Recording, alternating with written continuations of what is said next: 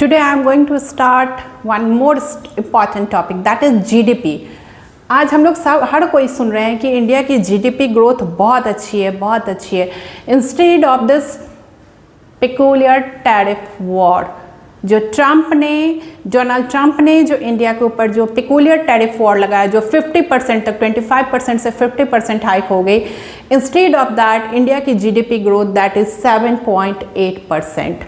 But बहुत सारे लोगों को एक्चुअली ये नहीं पता है कि what is GDP. They are happy कि इंडिया की ग्रोथ रेट बढ़ गई है, but what is GDP.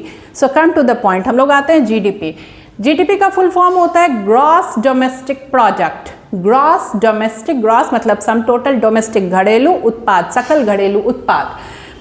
This is the measurement of size of the economy. Economy की साइज की ये क्या है कि पूरी मेजरमेंट है. It measures the value of total goods and services that is produced by that economy into during a specific year, or you can say quarterly, yearly. मतलब एक ईयर में किसी भी जो कंट्री की जो ग्रोथ रेट है वो कितनी हुई डिपेंड करता है कि वहाँ पे कितना गुड्स और सर्विसेज जो है वो प्रोड्यूस हुआ, वो उत्पादन बढ़ा. वो सारे का मेजरमेंट है. ओके, इसके कंपोनेंट्स क्या हैं, जो कंपोनेंट्स है क्या क्या मिलके GDP बनता है और कैसे वो डिपेंड करता है, I am going to describe. Components: consumption, खपत, गवर्नमेंट स्पेंडिंग, गवर्नमेंट कितना खर्चा कर रही है. नेट एक्सपोर्ट मतलब आयात निर्यात की बातें हैं. तो export, net export equal to export minus import. कितना आपने भेजा और कितना आयात हुआ और कितना इंपोर्ट हुआ, निर्यात हुआ. That is becomes net export. And investment कितना हुआ, that comes under the GDP किसी कंट्री का होता है. Okay, changing any of these factors mean consumption, government scheme, investment, net export what I already said, export minus total export minus import मिलके आता है net export. Okay, changing any of the factors can increase the size of economy. इसमें से कोई भी factor जो है वो इकोनॉमी के साइज को क्या करता है, इंक्रीज करता है, उसको बढ़ाता है. GDP is not a measure of overall standard of all living on wellbeing. मेरी लाइफ लिविंग स्टैंडर्ड कैसी है, GDP उसका मेजरमेंट नहीं है, पॉसिबल ही नहीं है. ये टोटल मतलब ग्रोथ पे आती है. अब उसमें हर तरह के लोग हैं, सबकी लिविंग स्टैंडर्ड अलग अलग होती है. जनरली मास को लिया जाता है. It doesn't account for how income is distributed among the people. लोगों के बीच में इनकम कैसे डिस्ट्रीब्यूट है, हर आदमी की अलग अलग क्वालिटी है, सबकी अपनी अपनी इनकम डिस्ट्रीब्यूशन है, अपनी अपनी इनकम है. बट सारे लोग मिलके जो किसी कंट्री में जो है ना उनका कंट्रीब्यूशन होता है उसके ग्रोथ में. ओके, एग्जाम्पल जैसे लेते हैं, flour sold to the bakery. आटा किसको सेल हुआ, बेकरी में. ये इंटरमीडिएट गुड हो गया क्योंकि इन दोनों के बीच है. लेकिन जब उसका कंजप्शन होता है, जब कंज्यूमर तक पहुंचता है, तो ये टोटल ऐड होगा किसमें, GDP में. ये कंट्री के ग्रोथ रेट में आ जाता है. ग्रॉस डोमेस्टिक प्रोडक्ट है. अगर इंटरमीडिएट हुआ लेकिन उसका जब प्रोडक्ट बन के मार्केट में आया, जब उसके कंज्यूमर तक पहुंचा, तो वो क्या हो गया, वो GDP का भाग हो गया. तो फाइनल फ्लोर जब बेकरी में आया तो वो अभी तो कुछ नहीं है, फिर ब्रेड बन के निकला तो उसका कंजप्शन बढ़ा, तो वो टोटल कंजप्शन में आ जाएगा कंट्री के. ओके, और ये फाइनल प्रोडक्ट होगा GDP के लिए. GDP is essential for those who involve the economic decision. GDP सबके लिए नहीं है. ये जो इकोनॉमिक डिसीजन लेते हैं कंट्री से रिलेटेड और या किसी भी चीज़ के लिए, कोई बड़ी बड़ी फैक्ट्रीज है, हर चीज़ है, तो वो कंट्री के ग्रोथ से उन पे इम्पैक्ट पड़ता है या उनके ग्रोथ से कंट्री के ग्रोथ को इम्पैक्ट पड़ता है. तो इकोनॉमिक डिसीजन के लिए GDP एसेंशियल है. मेकिंग वेदर एट नेशनल और इंटरनेशनल और individual level. It is snapshot है. ये स्नैपशॉट एक स्नैपशॉट है ऑफ इकोनॉमिक परफॉर्मेंस. किसी भी कंट्री का इकोनॉमिक परफॉर्मेंस कैसा है वो हम उसके GDP ग्रोथ रेट से पता लगा सकते हैं. दैट मीन्स GDP मैंने बताया था, value of goods and services produced in that product particular country. Government use GDP, government कैसे जीडीपी को यूज़ करती है उसकी फिस्कल पॉलिसी में। अब फिस्कल पॉलिसी क्या है, तो फिस्कल पॉलिसी है taxes and government expanding, government का टोटल टैक्स कितना है और गवर्नमेंट कितना खर्चा कर रही है, तो ये आता है फिस्कल पॉलिसी में।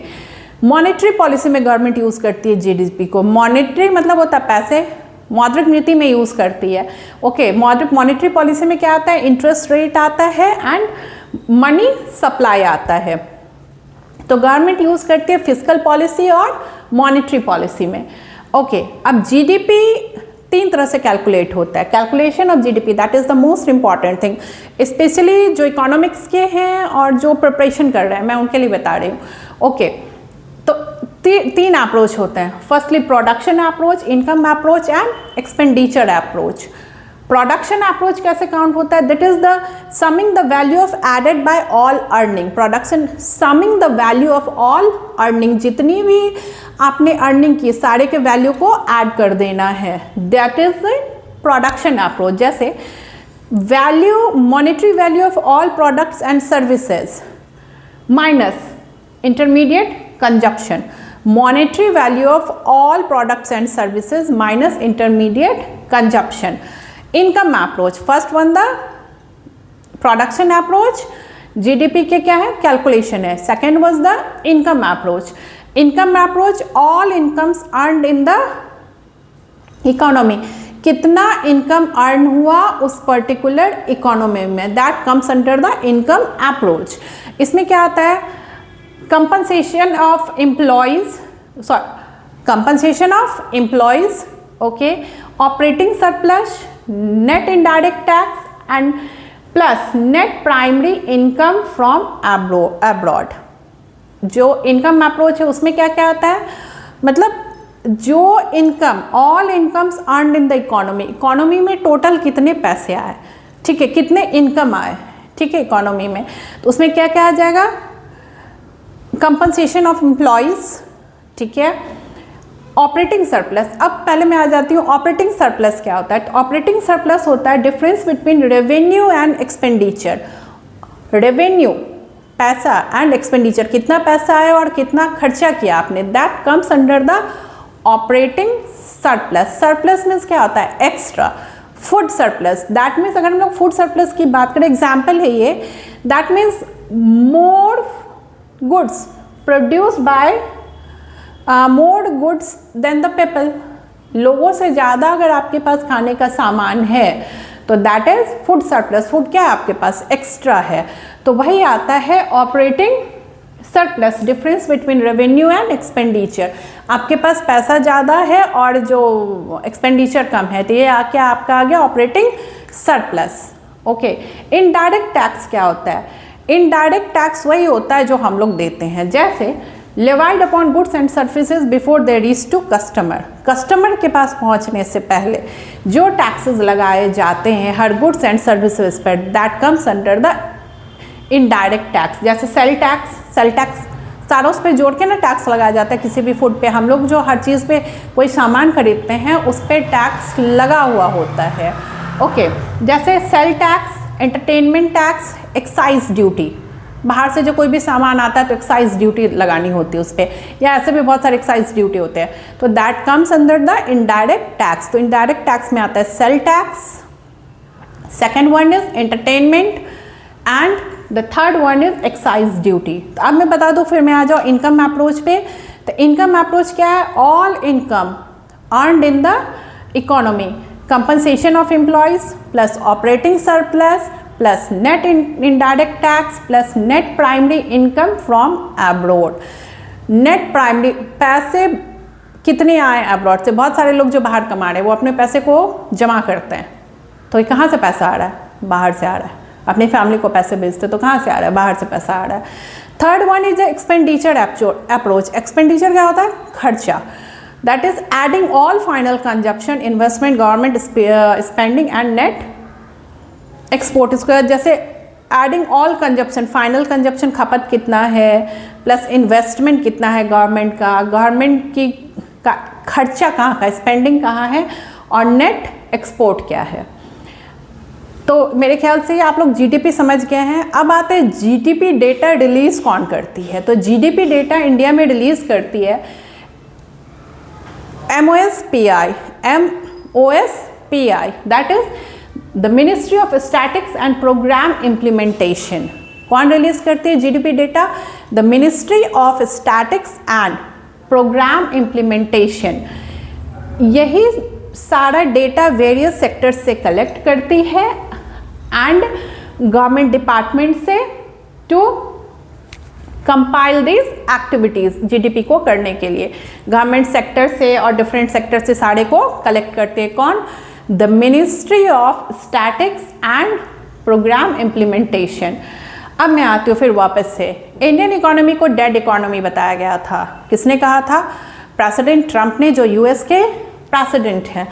तो डेड इकोनॉमी, हमारी डेड इकोनॉमी जो उनके हिसाब से जो डेड इकोनॉमी है, उन्होंने सोचा टैरिफ लगा दूंगा और economy completely slashed, burn out, but ऐसा कहीं कुछ भी नहीं है। It's a first quarter, that means April to June, first quarter में 7.8% जीडीपी रही है। कितनी इंडिया की जीडीपी ग्रोथ? फर्स्ट क्वार्टर में 7.8 जीडीपी रही है। In the same first quarter 2024 में कितनी थी? That was 6.7%। Last year first quarter में थी 6.7% और अभी है 7.8%। ठीक है।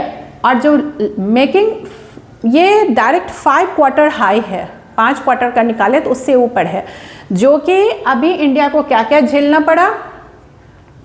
ग्लोबल जियोपॉलिटिकल टेंशन्स हुए, बहुत सारे global geopolitical, Russia Ukraine war हुआ, फिर इजराइल का हुआ वॉर, इजराइल गाजा पट्टी है वो हमास वाला। ठीक है, बहुत सारी प्रॉब्लम्स हुई, बहुत सारे और भी प्रॉब्लम्स आए। The main problem is US tariff. ठीक है, इंस्टेड ऑफ दैट हमारी जीडीपी बढ़ी है। लास्ट क्वार्टर में कितनी थी? 7.4%। लास्ट प्रीवियस क्वार्टर में 7.4% थी। Last year in the same period first quarter में इट वॉज 6.8%, बट अभी जीडीपी है 7.8%। ये सब के बावजूद हमारी जीडीपी बढ़ी है। चाइना की कितनी है? 5.4% ग्रोथ नहीं होती, हमसे बहुत नीचे है चाइना की जीडीपी। अब आती हूँ कि और एक जो मोस्ट इंपॉर्टेंट थिंग मैं बता रही हूँ कि ग्रोथ रेट क्यों हुई। मैन्युफैक्चर सेक्टर में इम्प्रूवमेंट हुआ है। Second one, services sector improve हुआ है, कंस्ट्रक्शन सेक्टर इंप्रूव हुआ है। मैन्युफैक्चरिंग, कंस्ट्रक्शन, सर्विसेज सेक्टर, इस सब में इंप्रूवमेंट आई है। And the most important is tariff war के बाद जीएसटी कट हुआ है, जिससे इनकम टैक्स में लोगों का बचत हुआ है। तो कंजप्शन बढ़ेगा ही, कंजप्शन बढ़ेगा, लोगों के पास पैसे बढ़ेंगे, कंजप्शन बढ़ेगा, तो इकोनॉमी को क्या होगा? इकोनॉमी बूस्ट होगी, क्योंकि लोग खरीदारी स्टार्ट कर देंगे। ओके, तो जीएसटी स्लैब्स ने हमारे जीडीपी को के कंजप्शन मतलब और भी कंट्री के प्रोडक्शन के उसको बढ़ा दिया। रेस्ट हमारी बातें अभी और भी कंट्रीज से चल रही है। प्रधानमंत्री अभी जापान गए हुए हैं, तो इट मे बी पॉसिबल कि हमारी जो जीडीपी है बहुत जल्दी 8% पे नेक्स्ट ईयर तक पहुंच जाए। So be proud to be Indian. जय हिंद, जय भारत।